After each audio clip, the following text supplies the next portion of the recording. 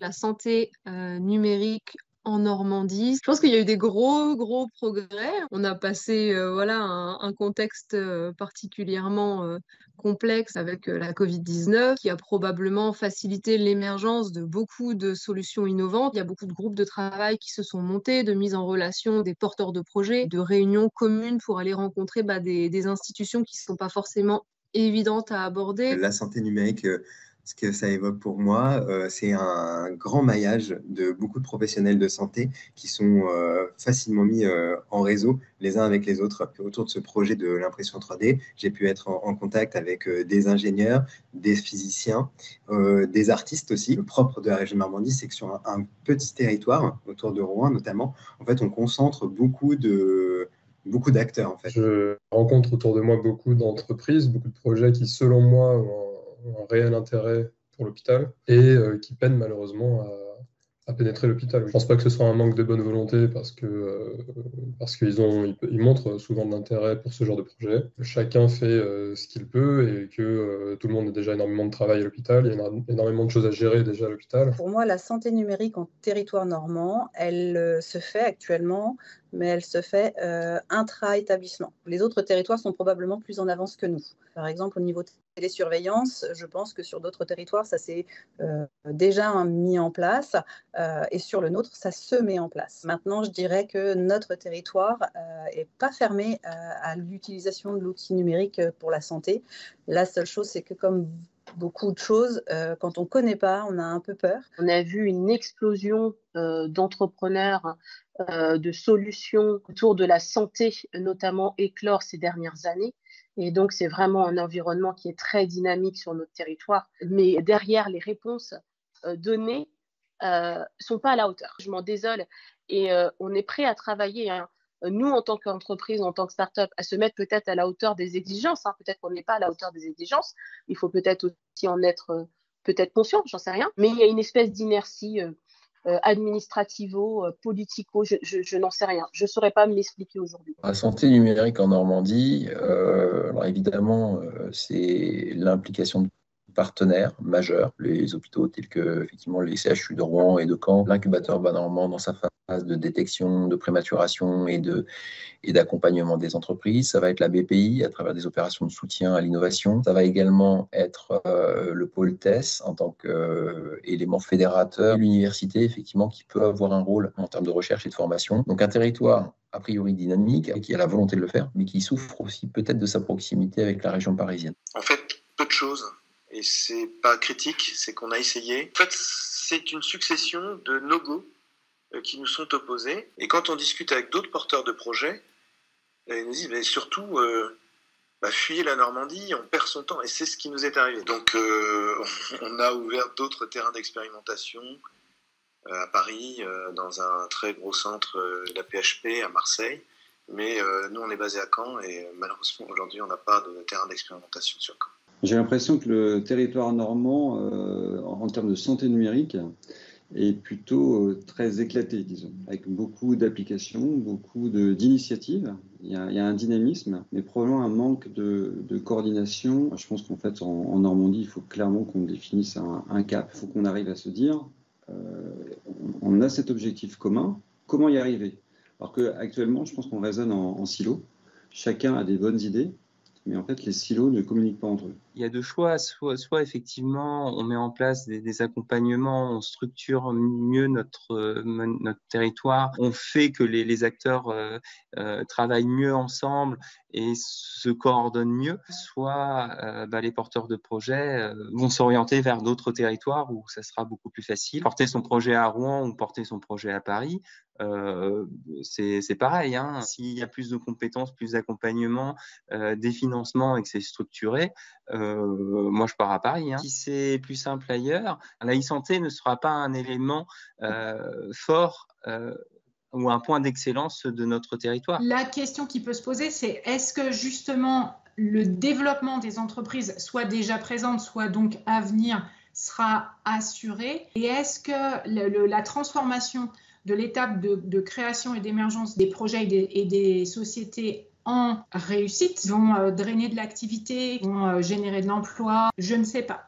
À un moment, ça n'est pas de créer des entreprises qui est intéressant, c'est qu'elles se développent et qu'elles restent là. Et puis, j'espère en fait qu'à un moment, elles fassent la fierté de tout le territoire et de tous ses acteurs. On a une carte à jouer publique, on a des universités qui fonctionnent, on a des centres de recherche et d'excellence qui fonctionnent. Après, il faut que le projet soit utile, utilisable et utilisé. Et si sur la dernière étape, on n'avance pas, les projets vont se mettre en place ailleurs. Ce sera un peu dommage d'être la région qui est super performante pour accompagner les projets, les financer, leur permettre de développer les premiers cas d'usage et que les premiers cas d'usage, ils se fassent ailleurs. Et on perd après toute la richesse des projets, les embauches qui vont avec, les développements d'entreprises qui vont avec, les installations d'entreprises qui vont avec. On voit que l'ARS Île-de-France aide à mettre en place des projets, l'ARS Grand Est, l'ARS Aquitaine. On voit qu'il y a des pôles d'expertise en e-santé qui sont en train de bien se développer dans ces 3 régions. Et donc, il ne faudrait pas qu'on soit à la traîne, alors qu'on a des centres, on a des services, on a des chefs de service qui sont très motivés pour mettre en place des projets. À un moment, tout le monde va s'essouffler et du coup, l'hôpital va prendre un sacré retard dans la mise en place des projets en santé numérique. Le risque à long terme, c'est que l'hôpital n'ait pas d'outils à mettre à disposition à ses patients, que cela soit limité aux cliniques privées et aux entreprises privées. Moi, je l'imagine un petit peu sortir de l'hôpital, justement, la santé numérique, c'est-à-dire qu'on a été dans une ère où tout était très centralisé, où les gens venaient à l'hôpital. C'est vrai que moi, j'ai l'impression que ce que ça apporte, la santé numérique, c'est plus de justement amener l'hôpital aux gens, c'est-à-dire une meilleure offre de soins sur le territoire, des choses qui sont accessibles depuis la maison, par exemple, pour les personnes qui sont un petit peu plus éloignées. En Normandie, il y a une forte cohésion des professionnels de santé qui devrait permettre effectivement de développer et de déployer plus rapidement des solutions digitales. L'intérêt pour le territoire, c'est aussi en termes d'attractivité, de montrer qu'on a une démographie certes en difficulté, mais par contre, on a une qualité des soins qui a tout à y gagner. On regarde tous, quand on s'installe dans une région, est-ce que pour mes vieux jours, j'aurai médecin, professionnels de santé autour de moi? Est-ce que la qualité des soins sera au rendez-vous? Ça nécessitera un effort des pouvoirs publics, à la fois en région, mais à la fois au niveau national, pour permettre donc cette pénétration de ces innovations, avec des financements qui soient dédiés à l'innovation. Je pense que ce sera du win-win, du gagnant-gagnant pour tout le monde, pour l'entreprise qui innove et également pour ces CHU qui prennent ce risque d'investir dans l'innovation. C'est un pari, ces innovations numériques, pour le bien des patients, du personnel soignant et pour l'efficience des services qui peuvent permettre de faire connaître et de faire rayonner la Normandie et les CHU, la métropole rouennaise, la métropole caennaise, dans le monde entier.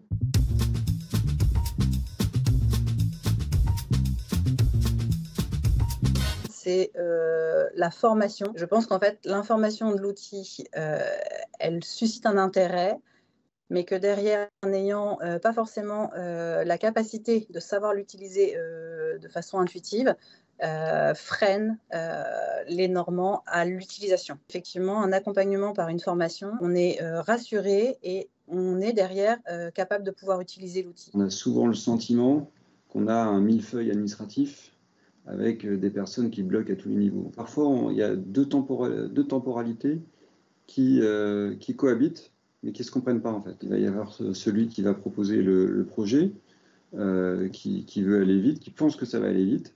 Et en fait, derrière, on a toutes les étapes administratives et qui sont certainement justifiées, mais qui prennent un temps déraisonnable. C'est incarner davantage au sein de l'établissement un lieu qui permet à l'entreprise, pas forcément d'y être au quotidien, mais d'y avoir une présence, d'échanger et d'interagir quasi quotidiennement avec les différentes équipes, les cliniciens, la DSI, les ingénieurs biomédicaux. Sinon, en fait, ça reste très, très virtuel. On se voit dans une réunion, on fait une visio avec les différents acteurs.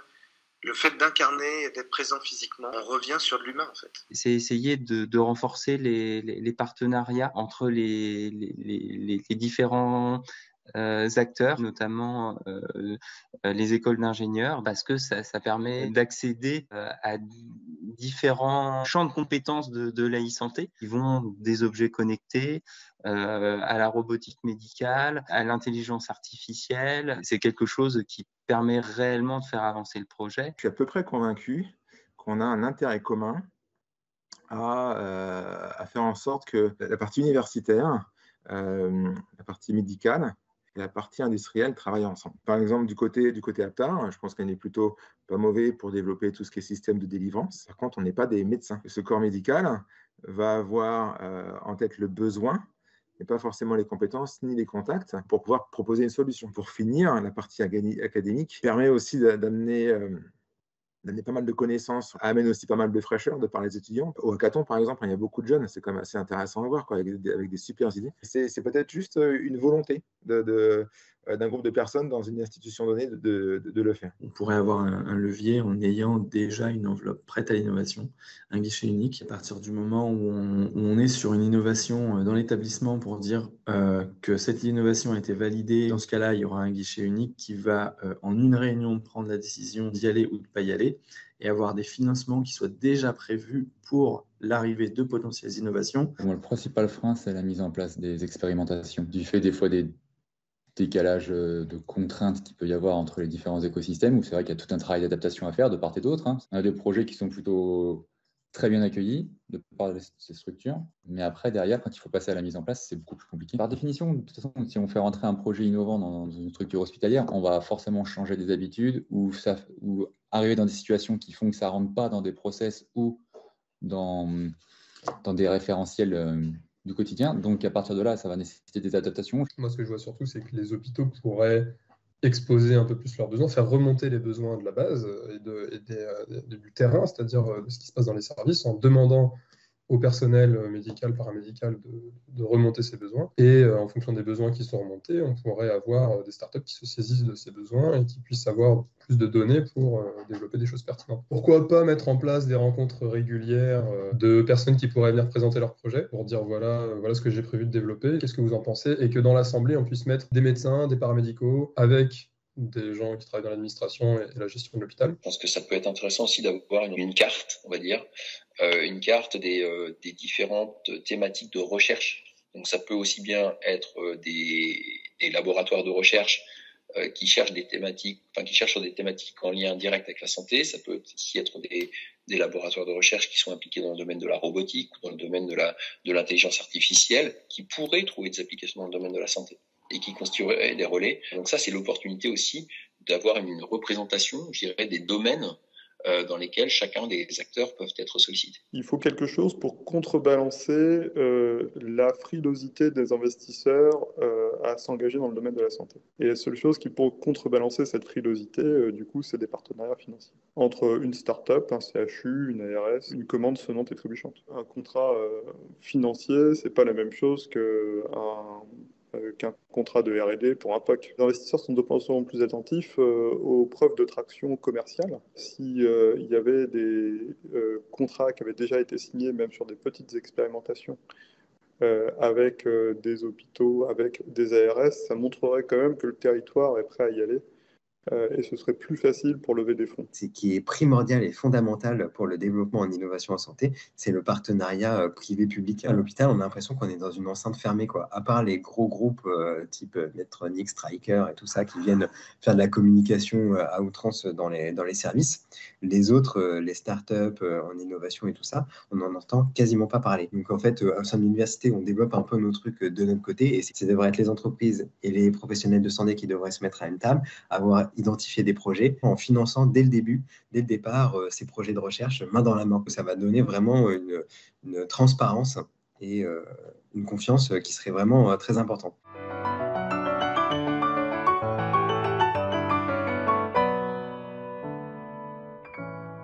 La question essentielle qu'il faudrait se poser, elle est très pragmatique pour moi, elle devrait commencer par concrètement, comment on travaille ensemble. C'est pas de savoir qu'il faut travailler ensemble, ça on le sait tous.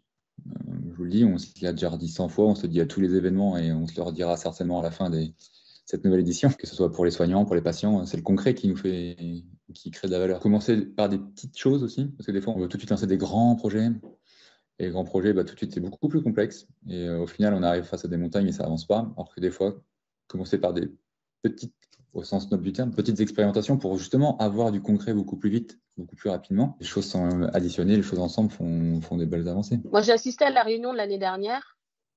J'ai eu des institutions qui sont gargarisées de donner des chiffres en disant nous, on fait ça, on aurait voulu faire mieux, mais bon, on a quand même entrepris d'avoir des discussions, d'avoir des tables rondes. On n'est peut-être pas dans la même temporalité, ça je peux l'entendre.